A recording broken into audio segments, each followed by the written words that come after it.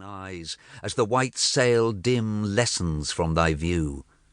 Go pine in want and anguish and despair, there is no mercy found in humankind. Go, widow, to thy grave and rest thee there. But may the God of justice bid the wind whelm that cursed bark beneath the mountain wave, and bless with liberty and death the slave. Poems on the Slave Trade, Sonnet 3, by Robert Southey. Oh, he is worn with toil. The big drops run down his dark cheek.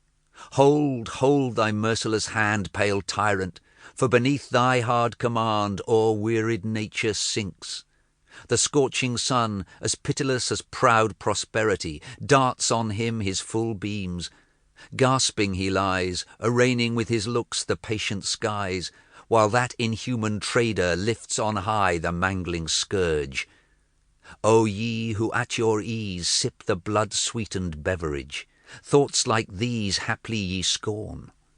I thank thee, gracious God, that I do feel upon my cheek the glow of indignation, when beneath the rod a sable brother writhes in silent woe.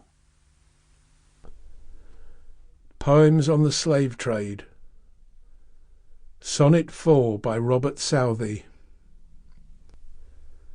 'Tis night, the mercenary tyrants sleep, as undisturbed as justice, but no more the wretched slave, as on his native shore, rests on his reedy couch, he wakes to weep, though through the toil and anguish of the day no tear escaped him, not one suffering groan.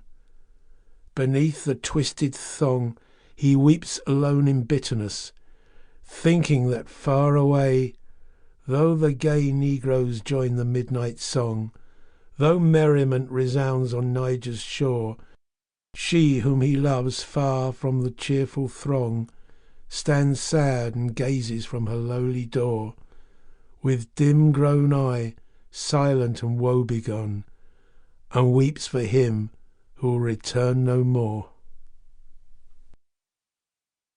Poems on the Slave Trade, Sonnet 5, by Robert Southey. Did then the bold slave rear at last the sword of vengeance? Drenched he deep its thirsty blade in the cold bosom of his tyrant lord?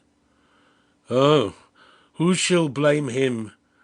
Through the midnight shade, still o'er his tortured memory, rushed the thought of every past delight.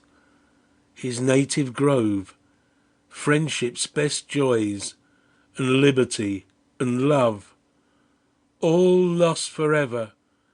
Then remembrance wrought his soul to madness round his restless bed. Freedom's pale spectre stalked with a stern smile, pointing the wounds of slavery, the while she shook her chains and hung her sullen head. No more on heaven he calls with fruitless breath, but sweetens with revenge the draught of death. Poems on the Slave Trade, Sonnet 6, by Robert Southey. High in the air exposed the slave is hung, to all the birds of heaven their living food. He groans not, though awaked by that fierce sun, new torturers live to drink their parent blood. He groans not, though the gorging vulture tear the quivering fibre. Hither gaze, O ye who tore this man from peace and liberty. Gaze hither, ye who weigh with scrupulous care the right and prudent, for beyond the grave there is another world, and call to mind ere your decrees proclaim to all mankind, murder is legalized, that there the slave before the eternal thunder-tongued shall plead against the deep damnation of your deed. The Sailor Who Had Served in the Slave Trade, by Robert Southey.